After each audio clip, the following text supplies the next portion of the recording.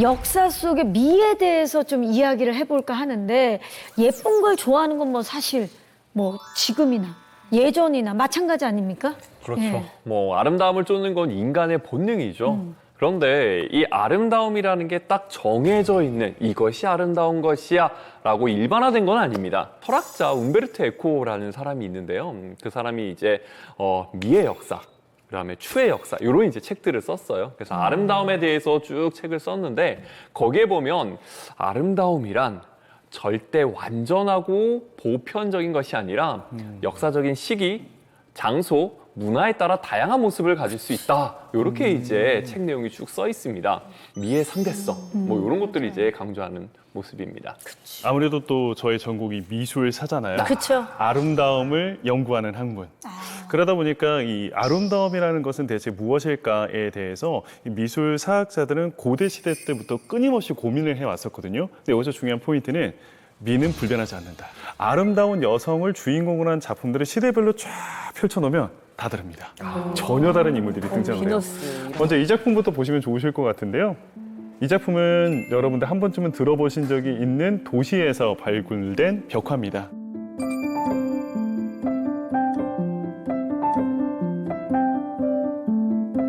자세히 화면을 좀 들여다보시면요, 무언가 좀 특이한 장면을 확인하실 수가 있어요. 눈썹이 엄청 진하고 그렇죠. 눈썹이 길어요. 하나로 이어진 거 아니에요? 네, 잠깐만요. 그렇죠. 일자 눈썹? 일자 눈썹 같은데요? 일자 눈썹이죠. 약간 그리스 로마 시대 때 유행했던 화장법이에요. 당시에는 일단 미의 기준이 진하고 일자로 쫙 연결되어 있는 여성의 눈썹이었습니다. 일단 눈썹이 진하고 연결이 될 정도로 길게 미간까지 이렇게 덮여진 여성의 눈썹을 가지고 있으면 신처럼 지혜롭고 순결하고 아름답다라는 이미지를 가지고 있었어요. 이 그리스 로마 시대 때 눈썹에 집착했던 여성들의 모습이 중세 이후가 되면 이렇게 변해버립니다. 없네 또 눈썹이 없어요, 아, 중간이 이제. 없구나. 너무 극단적으로 바뀌는 거 아니에요? 그걸 좀 달래는 것 같죠? 중세 이후에 유럽 사람들은 이마가 볼록하고 넓은 여성이 신성하고 순결하고 성스러운 모습이라고 여겼어요. 저좀 넓은데. 자, 그러다 보니까 문제가 뭐냐면 이마는 사실 타고나는 거잖아요. 그쵸. 그러다 보니 어떻게 하면 이마를 좀 넓힐 수 있을까라고 고민을 하다가 가장 쉬운 방법. 머리카락을 자르는 거죠. 위에. 뽑아. 자르는 걸로는 이게 만족을 못 합니다. 뽑아요, 설마? 그렇죠, 뽑습니다. 이게 아예 없앤군요. 그러니까 이걸로도 만족이 안 됐었나 봐요. 그래서 더더 넓은 이마를 갖고 싶었던 중세 이후의 여성들은 보시는 것처럼 눈썹마저도 전부 다 밀어버리기 시작합니다. 아무튼 이렇게 아름다워지고자 하는 여성들의 욕망은 좀 끝이 없었던 것 같아요. 그런데 이 욕망이 극단적으로 뻗쳐갔을 때 어떤 일이 벌어지는지를 보여주는 또 재미난 작품이 있거든요. 베레체르체라고 하는 여인의 작품인데요. 보시면 아름다운 여인 아닌가라고 생각하실 수도 있지만 자세히 혹시 들여다보시면 눈망울이 너무 예쁘다. 맞아. 까매갖고 네. 눈망울이. 예. 저다. 눈망울이 조금 특이합니다. 보시면은요. 서클렌즈를 꼈네요. 옛날부터. 맞아요. 자, 그때 당시에 유행 중에 또 하나가 눈동자가 큰 여자가 또 아름다운 여인의 표상이었어요. 그런데 문제는 뭐냐면 이 눈동자는 어떻게 할 방법이 없잖아요. 그쵸. 하지만 아름다워지고자 하는 여성들의 욕망은 이걸 해결해버립니다. 어떻게 해요? 너무 벨라돈나라고 하는 식물을 발견하게 됐는데요. 이게 우리로 치면은 가지과에 속하는 식물이에요. 식물? 생긴 건 블루베리랑 조금 비슷하게 생겼어요. 까만? 그런데 이 벨라돈나 꽃에 즙을 눈에다가 톡 하고 넣었더니 눈동자가 동공이 확대됐어요? 확장되는 것을 발견하게 됩니다. 그러니까요. 문제는 이게 의약품이었고 잘못 사용하면 거의 독약에 가까울 정도로 위험한 약이었었거든요. 벨라돈나 즙을 눈에 넣었던 여성들 가운데 이제 시력을 잃는 경우라든지 아니면 환각을 경험한다든지 심한 경우에는 심장마비까지 일으키는 위험하네요. 위험한 식물이다 보니까 여러 가지 이제 부작용들을 낳기 시작하는 거죠. 이 벨라돈나라고 하는 식물의 이름 뜻이 벨라돈나, 벨라 아름다운, 돈나 여인, 아름다운 여인이라는 뜻을 가지고 있거든요. 하지만 그 아름다운 이면에는 그 아름다워지고자 하는 여성들을 죽음으로 몰아넣었었던 그런 비하인드가 있는 좀 무서운 식물이기도 합니다. 정말 그러니까 예뻐지기 위해서 독까지 마다하지 있다니까 아름다움을 향한 이 인간의 갈망은 강렬하다 못해 치명적이다. 그런 생각이 드는데 동양에서도 이처럼 독특한 아름다움을 추구했던 적이 있었다면서요, 김준우 선생님. 네, 로마의 일자 눈썹. 네, 그 다음에 중세 유럽의 넓은 이마. 이건 애교입니다. 이건 귀여운 층이죠. 우리 다 같이 일본의 미인을 만나러 한번 가보도록 일본으로 하겠습니다. 갑니까? 네, 네. 보시죠. 뭔가 조금 어색한 느낌이 좀 드는 부분이 있죠. 네. 립스틱 색깔이 달라요. 치아가 네, 입이 아니라 입술이 이 아니구나. 치아입니다. 치아. 치아? 이빨. 네. 아, 저건 일부러 저렇게 검은색으로 칠한 겁니다. 치아를? 네.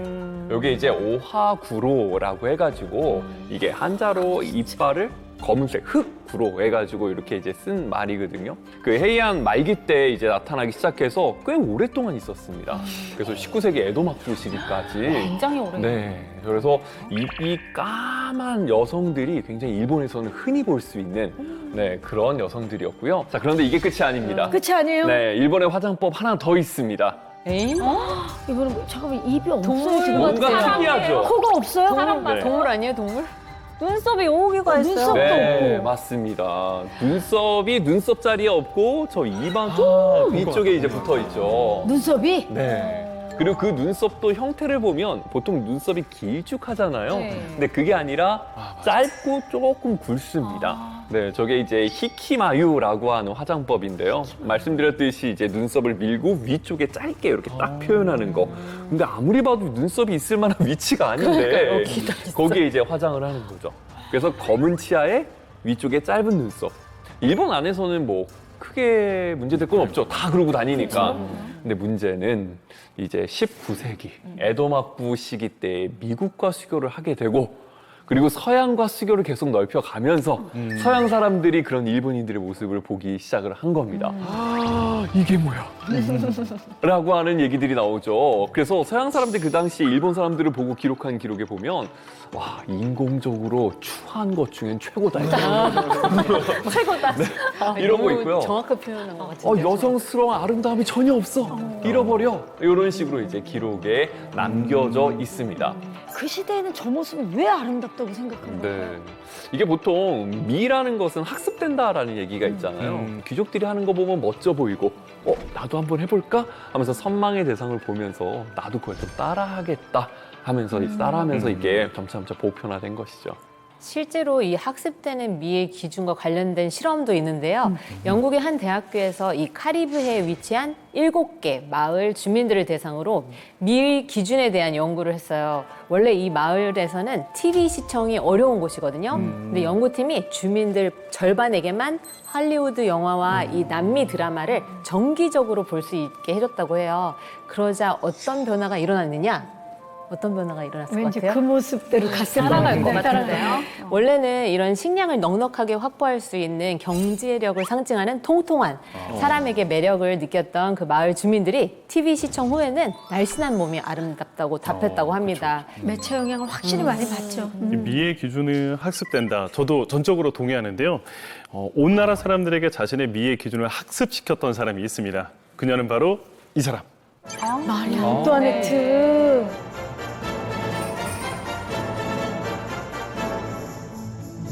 마리 앙투아네트는 프랑스 귀족 세계에서는 당시 패션의 그냥 정점에 서 있는 사람이기도 했어요. 그러다 보니 마리 앙투아네트가 프랑스 내에서 획기적으로 유행을 시켰던 문화가 한 가지가 있습니다. 그건 바로 푸푸. 푸푸. 배다.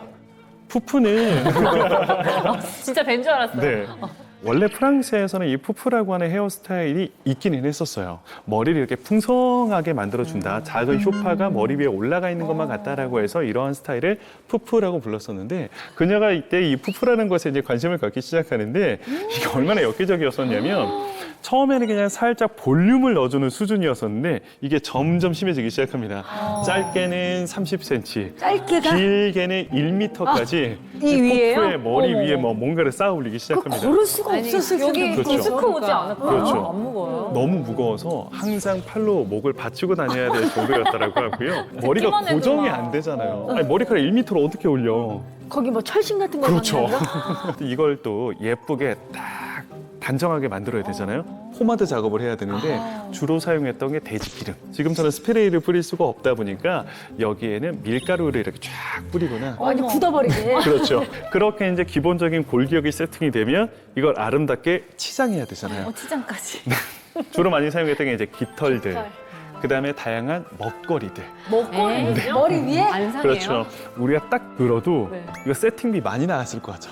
그렇죠. 한두 푼 들진 않았을 것 같아요. 돈이 너무 많이 들다 보니까 한 번 만들고 나서 그날 저녁에 해체할 수가 없죠. 아깝죠. 너무 아깝죠. 최소 일주일. 길게는 2, 3주도 갔다라고 해요. 벌레가 끼겠구나. 하면 어떡하죠? 벌레뿐만 아니라 심지어 베르사유에서는 그 여성들의 포프 사이에 쥐가 들끓었다라는 이야기도 있습니다. 너무 싫다. 아, 근데 이게 마리 앙투아네트가 한번 딱 하고 나니까 귀족들 사이에서 엄청 유행으로 퍼지기 시작하는 거예요. 근데 문제가 뭐냐. 이때가 혁명 터지기 직전이었잖아요. 그렇죠. 백성들은 당장 오늘 저녁에 먹을 빵 한 조각도 없는데 그 귀한 밀가루를 가지고 머리에 뿌려대고 마카롱 올리고 과일 머리에 올리고 있다 보니까 시민들 입장에서는 절대 용납할 수 없는 행동들이었을 것 같아요. 너무나도 마리 앙투아네트에 대한 감정이 좋지 않았던 시민들은 그녀를 콩코드 광장에 끌고 와 그 기요틴, 단두대의 목을 잘라버리잖아요. 그 길었던 포폰을 사라져버리고 짧은 단발머리로 머리가 이미 잘려져 버린 것도 확인할 수가 있습니다.